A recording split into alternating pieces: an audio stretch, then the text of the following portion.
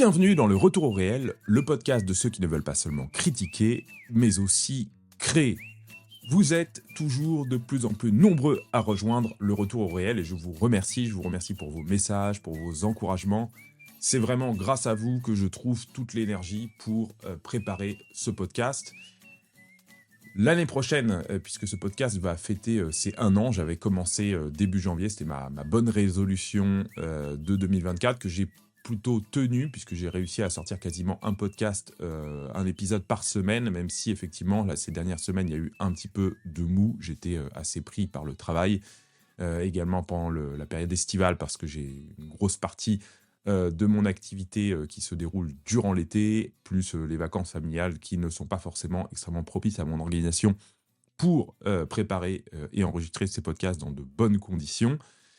Donc là, voilà, celui-ci sera peut-être le dernier de l'année, même si voilà, je n'exclus pas de préparer et d'enregistrer un épisode également sur les semaines qui restent. Mais je voulais vous annoncer déjà que l'année prochaine, je prépare une série. Je vous en dis pas beaucoup plus parce que tout n'est pas encore abouti et pour ça, il faut que je finalise un certain nombre de lectures pour que j'ai un peu de fond à vous apporter. Mais j'ai déjà un plan, un guide sur les prochains épisodes à partir donc de l'année 2025. Vous allez, je pense, beaucoup apprécier, mais tout ça demande beaucoup de travail à côté. Aujourd'hui, je voudrais aborder avec vous un débat récurrent. C'était un peu la stratégie de ce podcast, c'était de reprendre des sujets de conversation qui reviennent souvent au quotidien pour qu'on puisse aborder des domaines qui touchent à notre existence concrète et non pas des problèmes trop abstraits, trop dans les nuées. Ce problème, ce dilemme, ce débat que je vais aborder aujourd'hui, il touche énormément de sujets de nos propres existences, à la fois notre habitat, notre maison, les jugements qu'on porte sur les personnes, nos choix professionnels, nos achats, nos lectures, nos loisirs, l'éducation de nos enfants, notre manière de nous comporter, voilà, nos choix en général. Il s'agit du débat sur le fond et la forme. Alors pourquoi ce débat est récurrent? Déjà, je vais vous donner quelques exemples pour justifier. À chaque fois quand on juge une personne, on a souvent tendance à dire, bah, par exemple, tiens, cette fille, elle est super jolie, mais c'est un peu une cruche, elle est superficielle. Ou, à contrario, voilà, ce gars, est profond, mais vraiment il se néglige tellement, il a aucun style, enfin, voilà, il est un peu presque désagréable et froid. On va dire que telle maison, elle est pratique, elle est confortable, mais qu'elle est moche. Parce que, voilà, telle autre maison, va être très belle parce que c'est de la belle pierre, c'est ancien, il y a des belles poutres, mais c'est inchauffable, c'est humide, c'est ouvert à tous les vents. On va dire qu'un métier, par exemple, dans un métier, on gagne très bien sa vie, mais c'est pas un métier intéressant, c'est un métier superficiel, c'est un job à la con. Tel objet peut être beau, mais il peut être inutile. Un livre peut être agréable à lire, mais ne rien apporter pour l'âme, ou au contraire, il peut être très riche sur le plan spirituel, mais aride à la lecture. Du coup, ce que je vous propose là, c'est de rester 3 quarts d'heure avec moi, pour méditer sur ce dilemme, pour essayer, d'aller, voilà, jusqu'au bout, jusqu'au fond des choses et pour essayer, d'accompagner en quelque sorte ce questionnement sur le fond et la forme, je vais essayer dans ce podcast d'allier du fond et de la forme, c'est-à-dire de ne pas être trop chiant dans ma manière de m'exprimer, d'être assez terre à terre et puis, en même temps, de ne pas rester à la superficialité des choses et de vous amener en profondeur sur ces questions. Alors, avant de commencer toute chose, c'est toujours bien de définir ce de quoi on parle. Qu'est-ce que c'est que le fond? Qu'est-ce que c'est que la forme? On va essayer de donner des définitions un petit peu superficielles au débat et qu'on va creuser au fur et à mesure. Alors le fond, ce qu'on entend par fond, c'est souvent tout ce qui caractérise un petit peu l'âme, l'intelligence, les vertus morales. Le fond, finalement, c'est tout ce qui va tapisser l'intérieur du cœur d'une personne. C'est sa profondeur. Mais on pourrait dire: «OK, très bien, super, mais c'est quoi une personne profonde?» Parce que, on entend souvent ça, mais concrètement, c'est quoi? Ça veut dire quoi? Bah, une personne, qu'on dit profonde, c'est souvent ce qu'on entend une personne qui, se pose des questions philosophiques, des questions, métaphysiques, existentielles, spirituelles. Donc à la fois la profondeur, ça pourrait être, le souci de l'âme, le questionnement sur la mort, une certaine forme de gravité, de sérieux, par rapport au sens de l'existence. hein. C'est de se poser sérieusement, de ne pas chasser, de ne pas balayer finalement les grandes questions existentielles qui se posent à tout homme. La forme, c'est tout ce qui caractérise l'extérieur. C'est-à-dire qu'en gros, la forme, c'est, l'apparence, c'est, le vêtement. J'avais fait un podcast sur la mode sur lequel je vous renvoie parce que ça c'est aussi de ce dont il est question quand on parle de fond et de forme. C'est, les manières, c'est, la rhétorique, c'est-à-dire, la manière habile de travailler un discours, indépendamment du fond du discours. C'est, le style, c'est la beauté, c'est la mode, c'est le décor, c'est tout ce qui va caractériser dans le fond la matière. On pourrait dire en gros le fond, c'est presque le spirituel et la forme, c'est peut-être davantage la matière. Alors pourquoi est-ce qu'on dit que la forme, c'est superficiel? Parce que une personne qui se préoccuperait que de la forme, c'est-à-dire qui négligerait le fond, eh bien, elle resterait, juste au niveau des apparences. Ce serait une coquille vide, quelqu'un de frivole qui vit, voilà, dans le divertissement, dans les spectacles, à la surface des choses, qui oublierait vraiment l'essentiel. Alors, je voudrais qu'on creuse cette opposition pour aller jusqu'au bout de l'opposition ensemble et ensuite peut-être de démêler cette opposition. Alors, qu'est-ce qu'on oppose justement dans le fond et la forme? D'un côté, donc, la profondeur, comme je disais, les choses spirituelles, tout ce qui est relié à Dieu, tout ce qui est relié au bien, à la morale, au vrai, à l'âme immortelle. Et de l'autre côté, la forme, ce serait tout ce qui serait superficiel, accidentel, de l'ordre des apparences, du mensonge, de la frivolité. Alors pour ça, moi j'aime bien toujours me rappeler, c'était le grand la grande tarte à la crème des cours de philosophie et en particulier en terminale, hein, c'est le fameux mythe de la caverne de Platon. Je trouve que cette allégorie, ce mythe, cette fable est quelque chose d'extrêmement, instructif et qui permet de comprendre cette opposition entre, les apparences et la vérité. Je vous rappelle, hein, pour ceux qui, se souviennent plus, de cette histoire, de cette allégorie, hein, Platon nous parle d'hommes qui sont enfermés dans une caverne. Ils y sont, sans doute même nés et ils y sont depuis toujours. Ils n'ont jamais rien connu d'autre que cette caverne et dans cette caverne, ils sont attachés, pieds et mains liés. Ils font face à un mur et ce mur est éclairé par un feu, mais ce feu se situe derrière les hommes qui sont attachés dans la caverne. Et qu'est-ce qu'on voit sur le mur? Eh bien, on voit des ombres. On voit les ombres d'objets qui sont portés, finalement, derrière ces hommes et du coup, comme ces hommes voient des ombres sur les parois rocheuses, ils les voient depuis toujours, eh bien, ils croient que ces ombres, c'est la réalité, la seule réalité, que derrière cette réalité, il n'y a rien d'autre, puisqu'ils ne voient rien d'autre que ces ombres.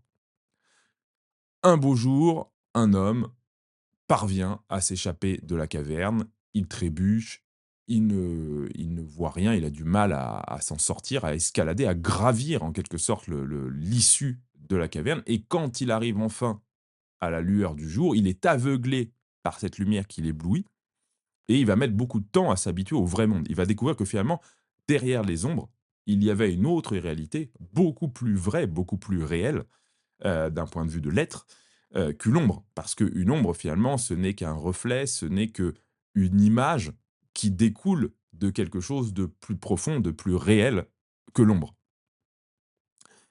Donc, qu'est-ce que nous veut nous dire Platon avec cette allégorie? C'est qu'il y a d'un côté le vrai monde, mais ce vrai monde, on ne le voit pas, ou en tout cas le commun des mortels ne le voit pas. Ce vrai monde se situe au-delà des apparences, et le rôle du philosophe, c'est justement d'être l'homme de la profondeur, c'est-à-dire celui qui quitte la superficialité des apparences pour voir au-delà d'elles, pour percer finalement les ombres, tout ce qu'il peut y avoir de trompeur en quelque sorte dans les apparences et de découvrir le mystère caché qui nous ramène in fine au divin puisque le soleil symbolise, hein, cette lumière divine, cet être absolu, d'où émane en quelque sorte tout ce que l'on peut voir, toutes les autres réalités. Alors, cette opposition, hein, entre voilà, les apparences, l'erreur, elle est très, ancrée dans notre, mentalité, dans la pensée, philosophique occidentale. Et elle nourrit d'autres oppositions qu'on va essayer de creuser ensemble.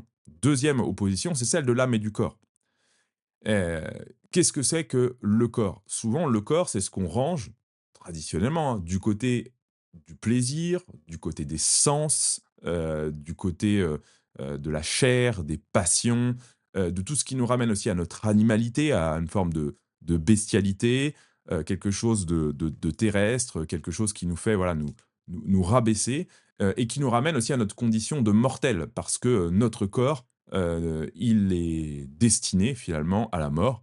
On va finir en cadavre, en putréfaction et justement la vue d'un cadavre, nous ramène à, la vanité de l'existence, à son côté, éphémère et donc au tragique, hein, de notre condition, de notre existence. Et de l'autre côté, bah, l'âme, c'est cette partie céleste, hein, qui, selon, les croyances traditionnelles, est censée, échapper à la mort parce que justement elle n'est pas faite de matière, elle va continuer à vivre, après la mort et du coup, soigner son âme, c'est soigner justement cette partie céleste et divine qui est en nous, donc s'éloigner des plaisirs de la chair, des plaisirs du corps, se tourner vers la contemplation et du coup, on a une forme de d'opposition qui dira en fait finalement soigner sa chair, c'est négliger son âme et prendre soin de son âme, c'est châtier son corps.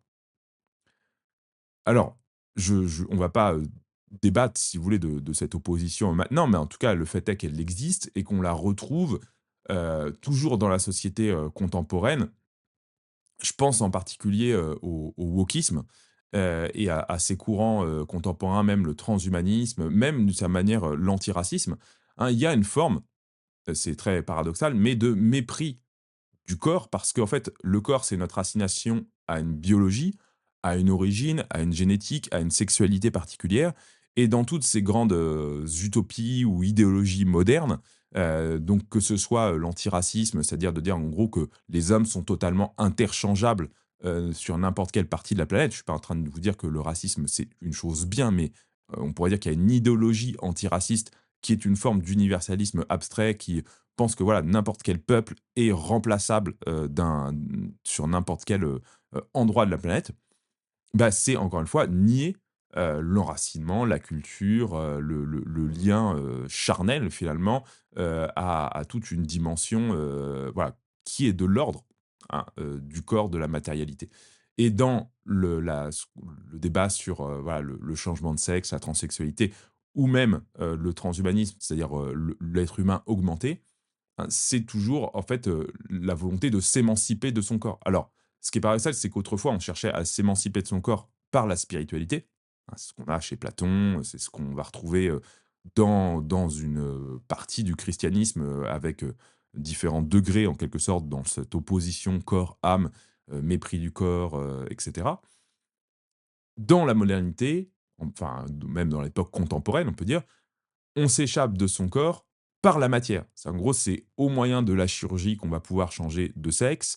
C'est au moyen, de la technologie qu'on va pouvoir s'implémenter des dispositifs, additionnels à notre corporéité qui vont nous permettre de dépasser, notre nature.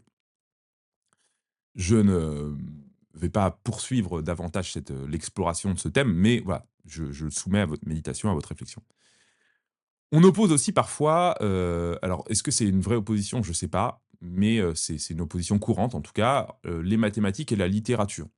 Et alors vous allez me dire: «Mais c'est quoi le rapport entre le fond et la forme dans cette opposition?» Bah, j'ai essayé de creuser un petit peu en disant, voilà, d'un côté, les mathématiques, c'est par excellence la science, pardon, des choses formelles. C'est-à-dire qu'en gros, dans les mathématiques, on étudie des abstractions quantitatives. C'est-à-dire qu'en gros, 2 ça existe jamais, il y a 2 pommes, il y a 3 chevaux et tout ce que vous voulez. Le nombre, c'est une abstraction, c'est-à-dire qu'en gros, on a quitté la matière, hein, et on s'intéresse à des formes pures.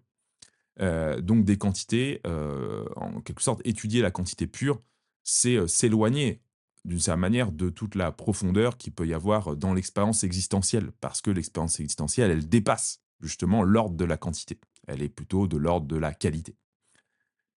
Mais on pourrait dire que la littérature, c'est aussi à contrario une discipline qui serait, purement esthétique ou de l'ordre purement du plaisir, du loisir, donc pas du tout une science, quelque chose de superficiel.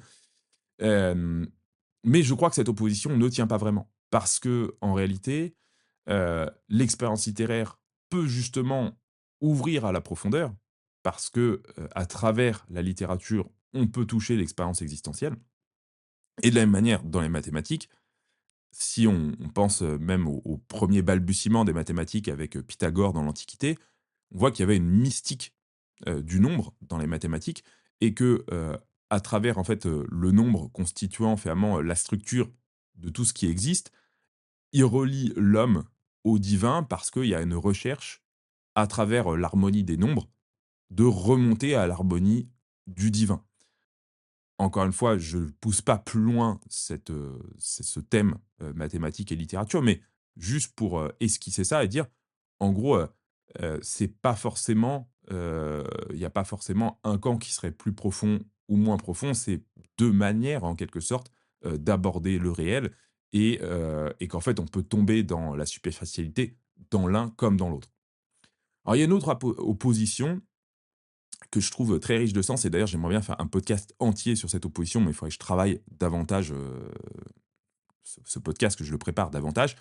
C'est un livre, qui m'a beaucoup marqué, qui s'appelle «La naissance de la tragédie» de Nietzsche et il oppose dans ce dans cet ouvrage, alors c'est voilà, c'est très riche et très profond, c'est pour ça que là je l'aborde de manière un peu superficielle, excusez-moi, c'est juste une entrée en matière en tout cas. Il oppose 2 divinités antiques, l'une Apollon, l'autre Dionysos. Alors Apollon, c'est le dieu de la lumière, c'est le dieu du soleil, c'est le dieu des arts, c'est le dieu finalement des formes pures, c'est-à-dire des formes architecturales, des formes plastiques, de la sculpture, et cetera. C'est aussi, comme on a dans le classicisme à la française, hein, c'est justement, c'est la recherche du nombre d'or, de la perfection, harmonieuse des formes grâce aux mathématiques. C'est le dieu de la beauté, mais voilà, c'est le dieu aussi qui fige, qui fixe les choses. Hein, dans justement les arts que sont, la sculpture, l'architecture, on est sur des arts justement de l'immobilité. Dionysos, c'est le dieu de la nuit. C'est le dieu de la nuit, c'est le dieu de la fête, de l'ivresse, des excès et c'est le dieu du mouvement et dans les arts, Dionysos, se réfère à la musique parce que justement, par essence, la musique, c'est l'art en mouvement. Hein, on ne peut pas figer une note toute seule, indépendamment, et même une note, c'est éphémère. Hein, donc la musique, c'est un art qui s'inscrit purement dans le temps, dans le mouvement, dans le changement, dans la transformation.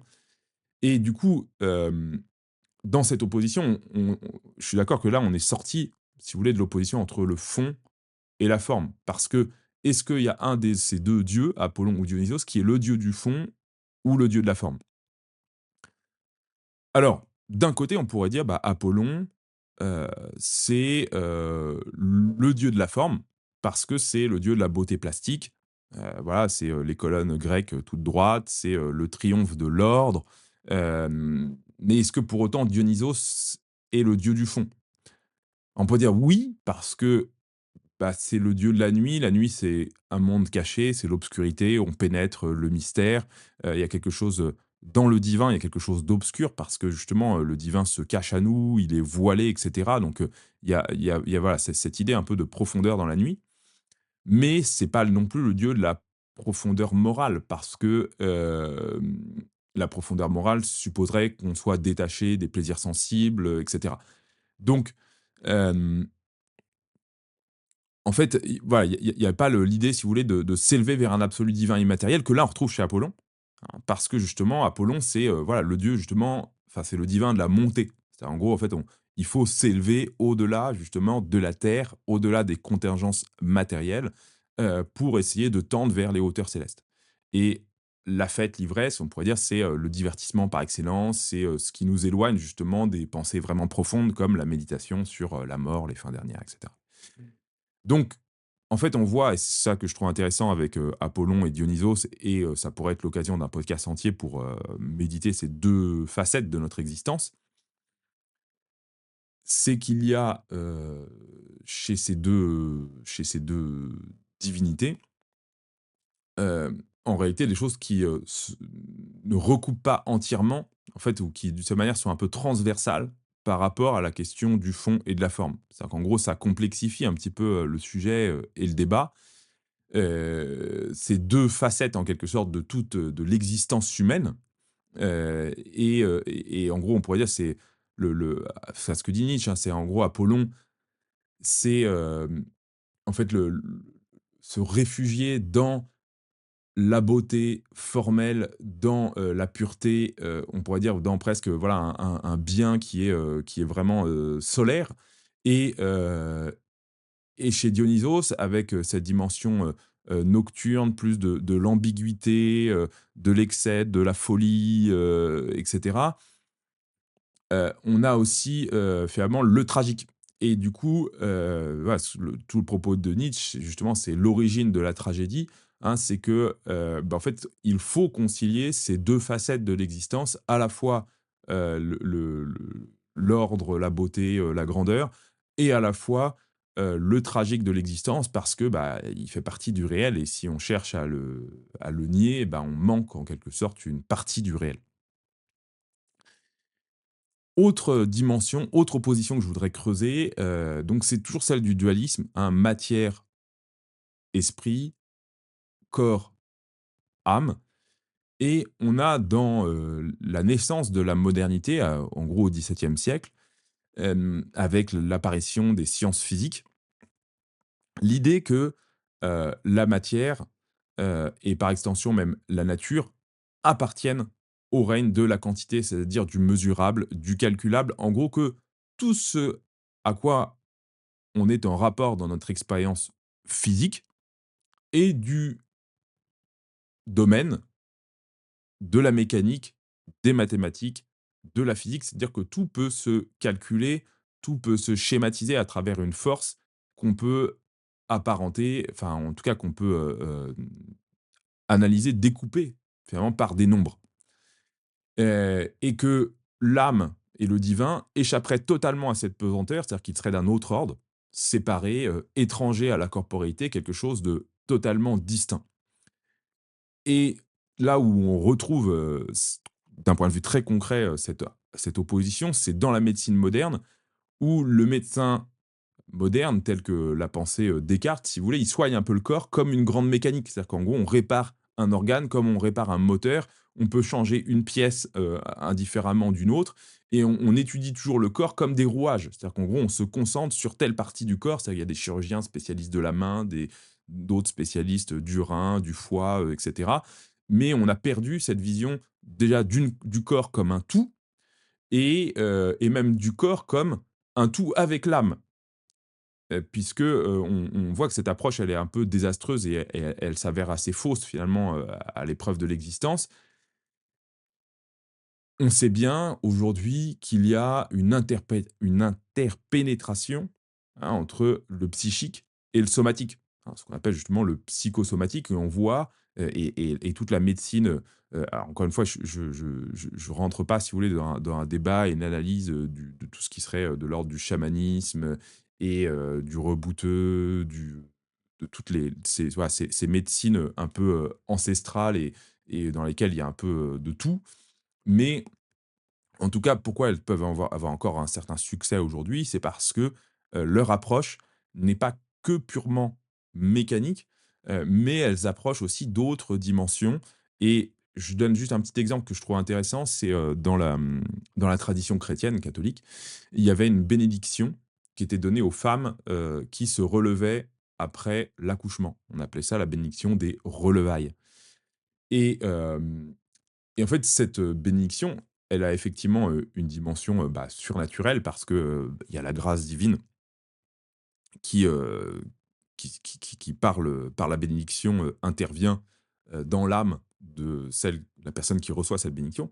Mais si on prend la chose sur un point de vue, plus, matériel, ou en tout cas, plus naturel, il y a, la dimension, hem, aussi en fait de symbolique parce que le fait de traverser un rituel va permettre aussi de remettre de l'ordre dans une expérience traumatisante. Parce que l'accouchement est une expérience traumatisante au sens où, déjà, physiquement, c'est un traumatisme. Pour tous ceux qui savent ce que c'est qu'un accouchement, c'est quand même, voilà, hein, pas mal de tissus qui sont, déchirés, voilà, ça fait mal, voilà et puis même c'est voilà, c'est l'apparition d'un nouvel être dans une famille, dans une vie, enfin voilà, tout ça c'est beau, mais c'est aussi, traumatisant. Et du coup, le rituel vient justement remettre de l'ordre suite à ce traumatisme. Parce que en fait, tout le monde est passé par là et ça le remet finalement dans le cycle de la normalité de l'existence.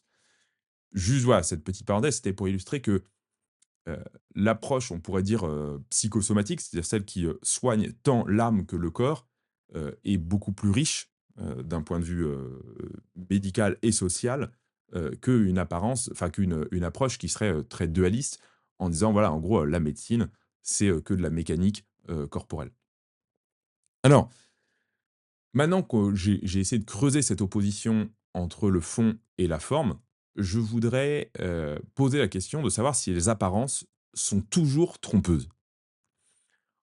En un sens, oui, parce que c'est très ancré dans notre mentalité, européenne, occidentale, que les apparences sont suspectes. Hein, vous savez, il y a le fameux dicton qui dit, «L'habit ne fait pas le moine», que une apparence peut toujours cacher quelque chose. Hein et c'est pas faux, voilà, parce que, rien ne garantit de manière certaine que l'intérieur d'une chose soit fidèle aux apparences. J'aime beaucoup cette expression dans l'Évangile, de sépulcre blanchi. C'est le Christ qui dit ça, il dit, hein, il s'adresse aux pharisiens. Il dit: «Malheur à vous, scribes et pharisiens hypocrites, parce que vous ressemblez à des sépulcres blanchis qui paraissent beaux au dehors et qui au dedans sont pleins d'ossements de morts et de toute espèce d'impureté». Donc il y a bien ça dans l'évangile et voilà, ça nous c'est évidemment, ça a beaucoup marqué toutes les mentalités, hein, de cette dichotomie entre, bah, en fait, simplement le principe de l'hypocrisie, hein, du mensonge, du masque, hein, qu'on va revêtir pour, justement faire des actes mauvais sans attirer sur nous la méfiance. Pensons aussi, à vous savez, cette phrase un peu qui est toujours ressassée par les journalistes, quand il y a eu un meurtre ou un attentat, q et les journalistes font le portrait, ils vont interviewer un peu le voisinage du suspect et tous les voisins disent: «Ah ben non, c'était un jeune homme sympathique, il était toujours serviant, serviable, c'était un bon père de famille», et cetera. Mais parce que c'est vrai, souvent, les criminels, les violeurs, les meurtriers n'ont pas toujours des têtes d'assassins. Et beaucoup d'arnaques, elles reposent justement sur une tromperie au niveau des apparences. C'est-à-dire qu'on va vous envoyer des photos qui sont trompeuses, on va vous prononcer un discours politique, qui est mensonger. Heu, Pensons voilà à la femme démaquillée le matin au réveil qui est pas toujours aussi belle que quand on l'a croisée dans la soirée, aux vices cachés dans une maison qu'on va louer. Voilà, derrière la carrosserie d'une belle voiture, il y a pas toujours forcément le meilleur des moteurs. Donc c'est vrai que, les apparences sont parfois trompeuses. Le sont-elles toujours? C'est la question. Alors, je voudrais creuser un petit peu sur le la tromperie des apparences. Il y a toujours cette question des bonnes manières, hein. Est-ce que les bonnes manières ne sont pas du registre de l'hypocrisie par essence? Hein, vous savez, c'est cette espèce de sourire un peu faux, qu'on a en société, de ces gens justement qui sourient presque à l'excès quand ils vous voient, c'est tellement pas naturel que ça trahit justement un mensonge, hein et on est parfois mal à l'aise avec ce sourire. Alors est-ce qu'il faudrait pour autant, si vous voulez, heu, tirer la gueule aux gens et cetera? Il y a je vous renvoie là-dessus sur la question de l'hypocrisie. Il y a un philosophe qui s'appelle Jacques Ellul, qui a beaucoup parlé de l'hypocrisie et j'y reviendrai un peu plus dans la conclusion, mais qui dit aussi que parfois dans le cet impératif dans notre très contemporain de dire, «Il faut être naturel». En fait, dans le fond, il y a une forme de mépris des convenances sociales et que les conventions sociales, elles sont là aussi comme une forme d'exigence pour nous tenir et nous obliger à l'égard d'autrui. Mais effectivement, voilà, le paraître peut être de l'ordre de la fausseté et du mensonge. Hem C'est-à-dire que, finalement, voilà, la convention sociale, le code, si derrière il s'accompagne pas de quelque chose, de vécu et de profond qui a du sens, bah, dans le fond, ça néglige totalement, enfin, en fait, c'est de la pure hypocrisie et c'est absurde, hein. Le véritable savoir-vivre, en fait, c'est plus que des bonnes manières parce que ça consiste vraiment à respecter l'autre, à le mettre à l'aise, à s'intéresser à lui et d'une certaine manière, c'est exigeant. C'est-à-dire qu'en fait, en gros, il y a bien un fondement, si vous voulez, aux conventions sociales, mais la convention, si vous voulez, elle ne vaut et elle n'a de sens que par rapport à sa signification originelle, à sa raison d'être, hein. Si c'est juste pour respecter des bonnes manières, bah, ça peut être un formalisme, froid, totalement superficiel. Je vous renvoie aussi au podcast que j'avais, fait sur, l'esprit bourgeois. Je crois qu'il vous a beaucoup plu. Enfin, en tout cas, j'ai eu énormément d'excellents retours sur ce podcast. Hem, L'esprit bourgeois, ça se caractérise pas seulement, mais aussi beaucoup par le souci extrême de la réputation à tel point qu'on peut mentir pour sauver sa réputation, on peut trahir, se comporter lâchement. Le but, c'est, toujours de se préserver une certaine forme de sécurité sociale, dont la respectabilité est la condition. Et du coup, voilà, là-dedans, il y a encore une fois un culte des apparences, qui s'avère, de l'ordre du mensonge, de la tromperie. Et ultimement, en fait, cette question du fond et de la forme, elle nous ramène à la question de la vérité et du mensonge. Parce que si on parle d'apparence, justement, se pose la question de savoir si les apparences sont mensongères. Et on a bien vu, notamment dans la séquence politique, sociale du Covid, que le mensonge peut triompher sur le plan législatif, sur le plan moral, sur le plan médical, médiatique, et que dans toute cette séquence, du Covid, cela reposait sur une manipulation des apparences à travers, le discours.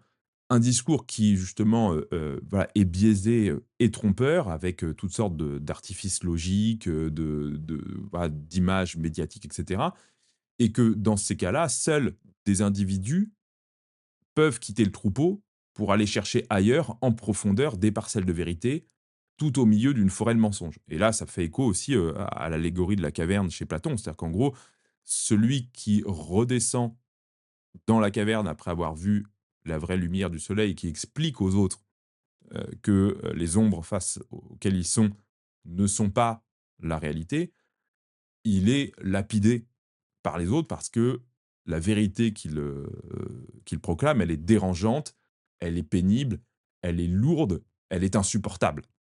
Et on retrouve toujours ce poids de la vérité, hein.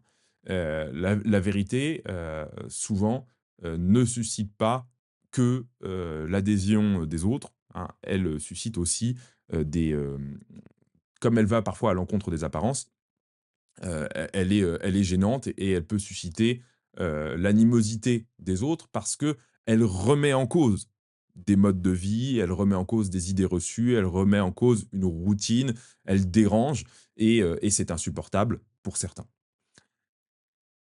Mais, les apparences ne sont pas forcément que trompeuses.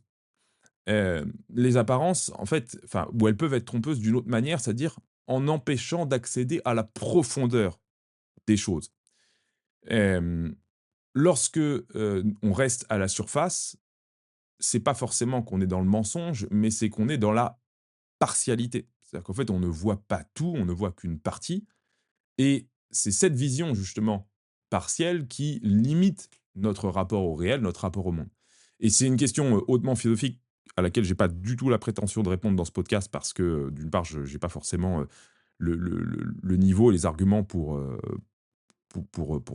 ici et maintenant, apporter des solutions intéressantes. Mais voilà, je l'esquisse simplement, hein. Est-ce qu'il n'y a pas entre nous et les choses telles qu'elles sont vraiment, ah, bah, des couches successives d'apparences qui se superposent et qui compliquent justement notre compréhension, notre interprétation, hein, du réel? Alors, jusqu'où justement, les apparences sont trompeuses? Le sont-elles toujours? Faut-il toujours s'en méfier et par conséquent, condamner aussi tout ce qui est de l'ordre de l'apparence, c'est-à-dire la dimension esthétique, la beauté, le soin de la forme, le soin des apparences? Alors non, je ne pense pas.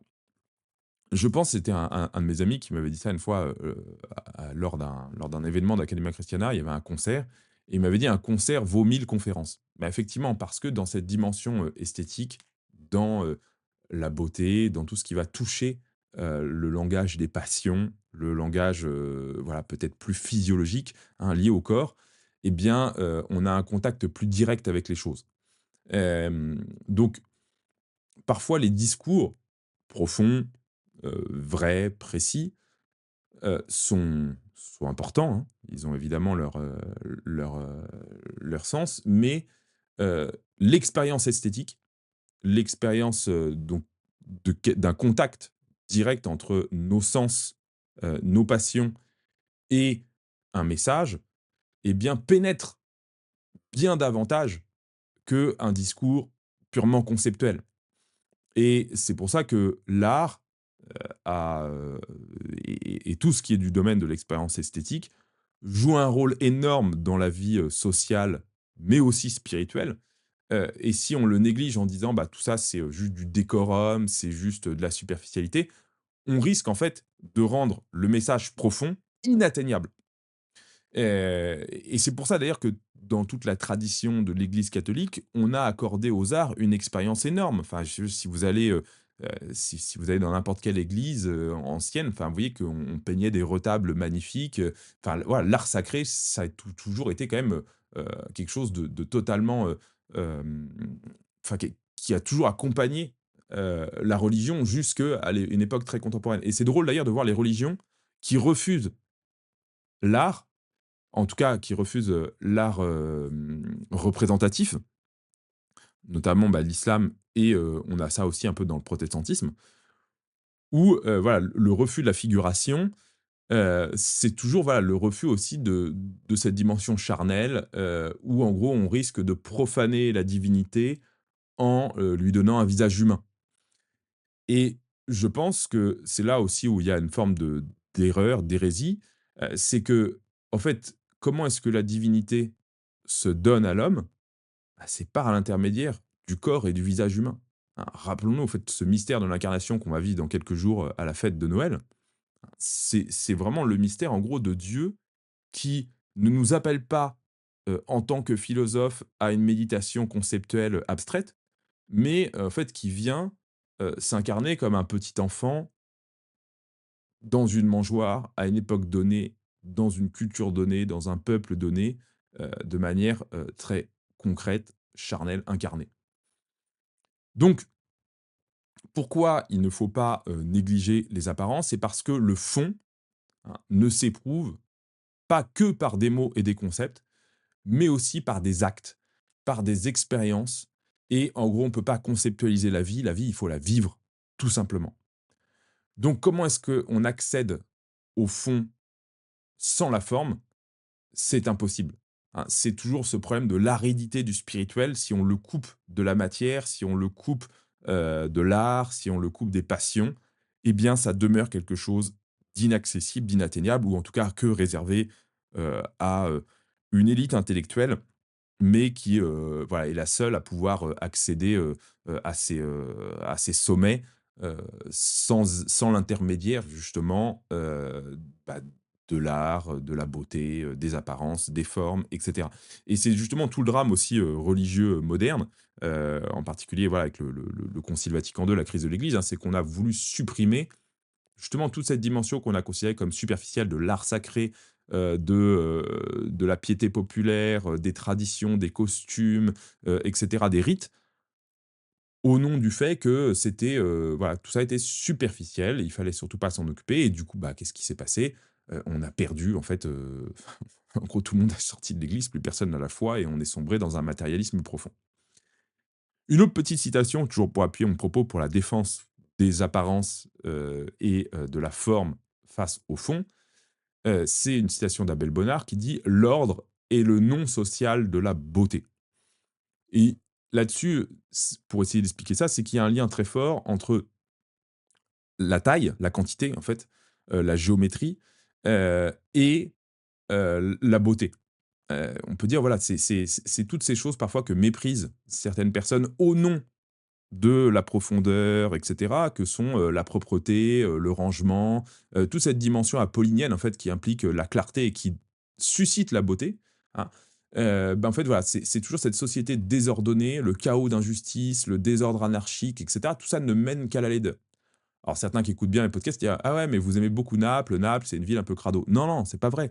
Enfin, c'est vrai, oui, Naples, il y a une forme de saleté effectivement, un peu superficielle, mais en réalité, Naples, c'est très beau si on enlève, une certaine couche de saleté qui donne aussi à la ville un peu une certaine forme de charme dionysiaque.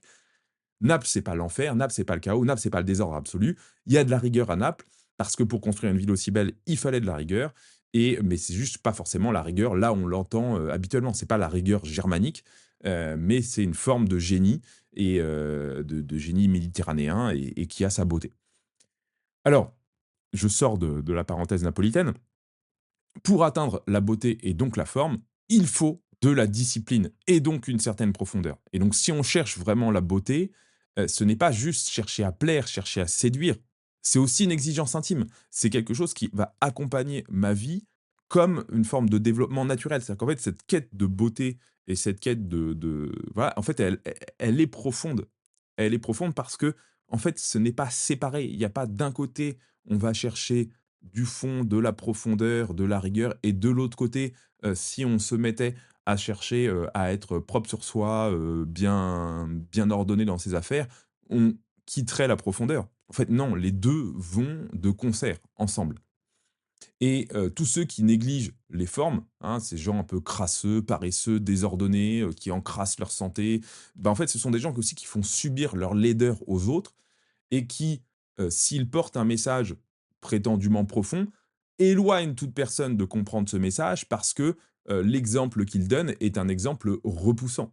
Et là-dessus, je vous donne quelques témoignages et exemples personnels qui, moi, m'ont un peu traumatisé. C'est, chez les catholiques, il y a souvent une vraie négligence, dans, la propreté, dans, le soin accordé aux détails et cetera. Voilà, je peux penser à ces églises pleines de poussière, de crasse, ces sacristies, mal entretenues. Moi, j'avais travaillé une fois dans une librairie catholique où c'était vraiment le règne, du bordel, des petites, voilà, des trucs qu'on jette jamais parce qu'on fait tout avec du bric, du broc, enfin, tout est sale, tout est laid et ça me révulsait, profondément. Pas parce que je suis un maniaque, qu'il faudrait soigner, mais je pense parce que, c'est de la négligence, c'est une forme de contre-témoignage en quelque sorte. Alors, j'en viens justement à des anecdotes plus personnelles parce que, si je vous parle de ça, c'est parce que c'est un sujet qui me touche très profondément. Heu, Dans ma vie, la tension entre le fond et la forme a toujours été quelque chose de très vif. Alors d'une part parce que, je suis, d'un naturel, assez sensuel et charnel, enfin non pas que je suis pas, à faire des câlins et toucher les gens, hein, c'est pas du tout ça. Mais, voilà, je suis assez touché moi par la dimension, esthétique, par la beauté. Enfin c'est quelque chose qui occupe une place, extrêmement importante dans ma vie. Je pourrais pas vivre dans une maison, où il y a pas de beaux objets, où, il y a pas des reproductions, d'œuvres d'art et cetera. Enfin c'est quelque chose qui, m'habite et c'est un souci profond.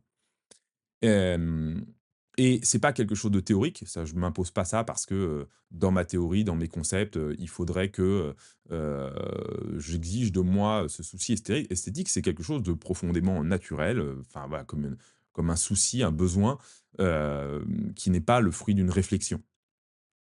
Et j'ai toujours été dégoûté, par la laideur, par, le ridicule, par, la crasse, par, voilà le bordel, profond. Alors, vous allez me dire: «Oui, mais, Naples», voilà, comme je disais, bah, Naples, c'est particulier. C'est vrai aussi, que, j'aime, voilà, pour faire de la musique, j'aime bien certains groupes de black metal, j'aime bien un certain nombre d'artistes qu'on peut, juger, discutables sur le plan esthétique. Je pense à vous connaissez peut-être, le photographe, je vous invite à regarder, enfin, peut-être ça va vous faire peur, hein. Je crois que c'est Joel Peter Witkin, qui est un photographe qui fait des tableaux à partir de restes qui viennent de la morgue et moi, genre, je suis assez fasciné par ce genre de choses. Bon, c'est le côté un petit peu dionysiaque. J'aime bien un peu la devise du groupe Peste Noire, qui est un groupe de black metal qui dit: «On va du putride au sublime». Bon, voilà, mais dans le fond, je suis profondément apollinien aussi parce que, j'aime la beauté, la grandeur, la sculpture, l'architecture majestueuse, le classicisme à la française et de l'autre côté, je suis aussi attiré par, le baroque qui est un art, de l'excès, de la démesure en certains sens, par, voilà, j'ai toujours bien aimé la culture punk, skin des années 70-90. Voilà, ce côté un petit peu, excessif et outrancier, mais parce que, il joue un rôle, si vous voulez, aussi au niveau de la catharsis, de purifier des passions, voilà. Mais c'est néanmoins, je pense, quand même, un peu l'apollinien qui domine. Et dans mon parcours, j'ai été sauvé, je pense, grâce à la beauté. Très tôt, enfin, je vais pas vous raconter trop, les détails de ma vie, mais j'aurais pu, j'ai failli tomber dans, la drogue, enfin tous les voilà, les vices liés à la luxure, à la paresse et qu'est-ce qui m'a sauvé? Bah, c'est le goût pour la beauté. C'est qu'en fait, tout ça me dégoûtait, en fait, dans le fond, profondément, cette crasse, voilà, cette côté un peu de cette médiocrité, hem, me semblait être quelque chose dans lequel j'étouffais et j'avais besoin de grandeur, j'avais besoin de pureté et donc j'ai pas été sauvé par des discours moraux.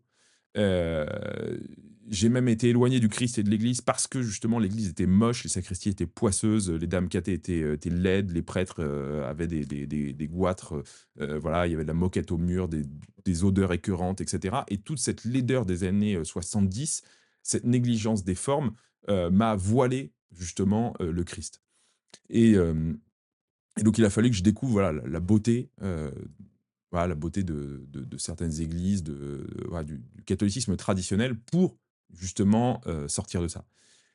Et autre anecdote, quand j'ai été scout à l'adolescence, j'ai toujours été j'ai tout de suite été fasciné dans le scoutisme par l'esthétique militaire, et le côté aussi médiéval du scoutisme, donc les drapeaux avec les fleurs de lys et cetera, toutes les gravures, de Pierre Joubert, par exemple. Et du coup, je suis rentré assez, dès que j'ai grandi et que j'ai été chef de patrouille, bah, en gros, le soin de la forme est devenu une de mes préoccupations, importantes. Et j'aurais imposé à tous les scouts de ma patrouille, un uniforme réglementaire, c'est-à-dire tout le monde en rangers, tout le monde, avec une veste de treillis, pour, les activités, sans voilà, en dehors de l'uniforme, tout le monde, le crâne rasé sur les côtés et cetera et en gros, à l'époque, donc je devais avoir 17-18 ans et mes chefs m'avaient pris à part pendant un camp et en plus donc, du l'éternel reproche, c'est une esthétique fasciste, et compagnie. C'était aussi on me reprochait la superficialité. C'est-à-dire, on me disait en gros, cet acharnement esthétique, c'est, le fait de privilégier la forme sur le fond. Alors, comment résoudre ce dilemme du fond sur la forme? Pour moi, la solution de ce dilemme consiste tout simplement à le refuser. Oui, il y a une tension entre le fond et la forme, entre l'apparence et la vérité, entre la matière et l'esprit, entre le corps et l'âme. Ce ne sont pas les mêmes choses. Mais cette tension n'implique pas une opposition ou une contradiction. En fait, pour moi, qu'est-ce qui est excessif, qu'est-ce qui est erroné, qu'est-ce qui est bête? C'est l'opposition de 2 pôles qui font partie de notre expérience existentielle et finalement, qu'est-ce qu'on critique? On critique l'abandon de l'un au profit de l'autre. Mais ce qui est absurde, c'est justement, c'est d'en abandonner un et en réalité, qu'est-ce qui est du bon sens? C'est de comprendre que ces 2 dimensions, le fond et la forme, sont reliées. Pourquoi le fond et la forme sont profondément liés? Parce que la forme a besoin du fond pour exister et réciproquement. Hein, si vous prenez un fond sans forme, c'est aussi superficiel qu'une forme sans fond. L'accès au fond, il se fait toujours par la forme et la forme bien comprise, c'est elle qui va vous permettre la profondeur. L'accès au fond, ça nécessite justement le besoin de forme, le besoin de la beauté, comme je disais tout à l'heure, des œuvres d'art, de la musique, de toutes ces choses sensibles, matérielles, qui vont vous amener petit à petit à la profondeur. De la même manière que si on oppose trop radicalement l'âme, le corps, l'esprit, la matière, bah, en fait, on va nuire au corps et à l'âme en même temps. C'est toute, justement, l'hérésie, protestante, qui débouche, je pense, aujourd'hui sur le wokisme, sur, le mépris de la piété populaire, dans les conséquences néfastes de l'esprit du Concile Vatican II et cetera. Je vous lis une petite, citation de Gustave Thibon que je trouve, magnifique. Les légendes héroïques et divines, même si elles sont fausses dans l'ordre de l'événement, restent vraies dans l'ordre de la beauté et de l'amour. Les hommes ont transposé naïvement dans le passé des réminiscences de l'éternel, comme aujourd'hui, ils les transposent dans l'avenir. Qu'est-ce que nous dit Thibon? En fait, il nous montre que le mythe, la fable, mène toujours à un au-delà spirituel. C'est-à-dire qu'en fait, l'éternité, elle ne se donne jamais de manière abstraite, elle s'incarne. Et c'est pour ça que justement, le fait de figurer une chose, donc par euh, quelque chose de formel, est la clé d'entrée dans la profondeur spirituelle de l'éternité. En gros, il faut du temps pour comprendre l'éternité. Alors, allons, à des choses plus concrètes parce qu'il s'agit de conclure. Je vous avais dit 3/4 d'heure et là, ça fait 50 minutes. Mais, j'imagine que vous êtes encore, en train de conduire, ou, voilà, de repasser votre linge, au moment où je vous parle. Donc, quelles sont les implications, on pourrait dire concrètes, morales, politiques, spirituelles, de, ce dilemme? D'un point de vue moral, je pense que ça implique de ne surtout pas négliger la forme au profit du fond, c'est-à-dire la beauté, la propreté, l'ordre, la tenue, l'hygiène, le langage, l'ornement. Arrêtons de faire des choses négligées, des choses moches. Coiffez-vous le matin, veillez à sentir bon, à mettre des vêtements propres, à ranger votre maison, à vous tenir droit et arrêtez de privilégier le pratique, le confortable au beau, hein. habiter dans des maisons froides, et belles plutôt que dans des pavillons qui sont chauds et laids. Voilà, essayez de voilà, qu'il y ait pas de plis sur la nappe, enfin, devenez des gros malades maniaques comme moi. Non, je plaisante et en plus, ma femme rirait parce qu'avec les enfants et avec, voilà, en avançant l'existence, je suis de moins en moins maniaque et de plus en plus parfois négligé que je l'étais, à 20 ans. Mais, c'est toujours une petite phrase que j'aimais bien, c'était, «Ce sont les détails qui font la perfection et la perfection n'est pas un détail» et en fait, voilà, il faut retrouver ce sens des détails. Si quand vous allez j quand s le dernier podcast que j'ai fait sur les moines, quand vous allez dans un monastère bénédictin, il y a pas un gravier, qui est en dehors, en gros, de l'endroit où il y a tous les graviers. C'est voilà, il y a pas un fil électrique, qui sort d'un mur. Tout a été pensé et on a peint, si vous voulez, les caches prises, de la même couleur que le mur. C'est voilà, il y a un souci, monastique, de la beauté que je trouve hyper important et il faut le retrouver dans vos vies. Voilà, ça, c'est si, ce podcast doit servir à un truc, c'est juste, voilà, mettez-vous un coup de pied au cul et cherchez la beauté chez vous, partout, dans toute chose. Autre, petite citation, toujours de, Gustave Thibon que je trouve très belle: «La plupart des réalités du monde moderne, en effet, et en particulier les chefs-d'œuvre de la technique, ne sont pas poétisables». Qu'est-ce que ça veut dire? Ça veut dire qu'en gros, ce monde moderne est laid et qu'il nous a fait perdre la poésie. C'est-à-dire qu'en gros, vous pouvez faire des poèmes sur, la faux, sur le semeur, sur, enfin voilà, tout le thème de l'agriculture paysanne, se prête à la poésie. En fait, faire des poèmes sur, les centrales nucléaires ou, les éoliennes, c'est pas possible. Enfin, c'est quand même un concept, va falloir m'expliquer. Donc il faut retrouver la poésie parce que la poésie, c'est ça qui nous relie à l'éternité. Mais du coup, ne tombons pas dans une superficialité parce que pourquoi est-ce qu'il faut soigner les apparences et la forme? C'est parce que ça a du sens et c'est parce que la beauté, c'est le prolongement de la vérité, du bien, de l'être. La beauté, ça doit jamais être un mensonge. Il faut toujours tendre à l'unité entre votre vie intérieure et votre vie extérieure. Notre extérieur ne doit jamais se limiter à du paraître. Pareil, quand j'étais scout dans la 7e Paris, une super troupe, eh bien, on était tous, en rangers avec des sacs à dos militaires, un uniforme impeccable, mais ça s'accompagnait aussi de devoirs. C'est-à-dire que quand on était, routier à 18 ans, c'était, marche forcée sur, 70 kilomètres par jour, 1 heure de silence dans la journée pour méditer, on mangeait 100 grammes de riz, le midi, 100 grammes de pâtes le soir, pas de tabac, pas d'alcool pendant les activités scouts. C'était pas du que de la gueule. C'est-à-dire qu'en fait, les exigences esthétiques, elles se traduisaient aussi par une exigence de profondeur. Je finis, avec, une petite citation encore de Gustave Thibon, hein: «L'esprit philosophique consiste à préférer aux mensonges qui font vivre, les vérités qui font mourir». Comme je disais tout à l'heure, en fait, la vérité, c'est parfois justement ce qui mène à la mort, hein. Repensons à Platon, quand celui qui a vu le soleil et la vraie lumière retourne dans la caverne, il se fait tuer par les autres parce qu'il ne supporte pas cette remise en cause. Et souvent, parfois, il y a une tendance, hein, dans l'esprit bourgeois à cultiver, l'art de la chasse, le savoir-vivre à la française, les belles choses et tout. C'est très bien, hein, j'aime beaucoup, toutes ces choses-là et loin de moi, du coup, de les critiquer. Mais en fait, c'est superficiel parce que dès qu'il s'agit, en gros, de mettre sa peau au bout de ses idées, eh bien, on est incapable de courage politique, on est incapable d'assumer une résistance face aux mensonges, de dire la vérité.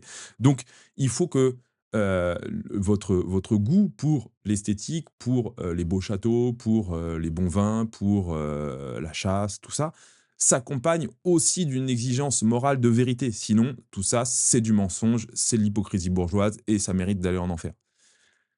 Je finis pour de vrai en lisant une citation de Gustave Thibon. Pourquoi devant une grande action morale ou un sacrifice héroïque, devant ces sommets du bien, ne disons-nous pas voilà une bonne action, mais nous disons cela est beau, parce que à partir d'une certaine hauteur, le langage de la morale débouche spontanément sur celui de l'esthétique. Faire l'aumône aux pauvres qui passent, c'est bien. S'immoler comme le père Damien au service des lépreux, c'est beau, c'est sublime. Voilà, chers amis, je vous souhaite un joyeux Noël. Joyeux Noël, c'est la fête de l'incarnation, c'est la fête du Dieu qui se fait homme, de l'éternité qui vient dans le temps et donc qui passe par des médiations sensibles. Nous nous retrouverons l'année prochaine, peut-être si j'ai le temps d'en faire un, d'ici là, j'espère peut-être quand même vous retrouver, avant le 1er janvier. Mais, si ce n'est pas le cas, eh bien, voilà, je vous souhaite, une excellente fête de Noël. À très bientôt, chers amis, sur le retour au réel.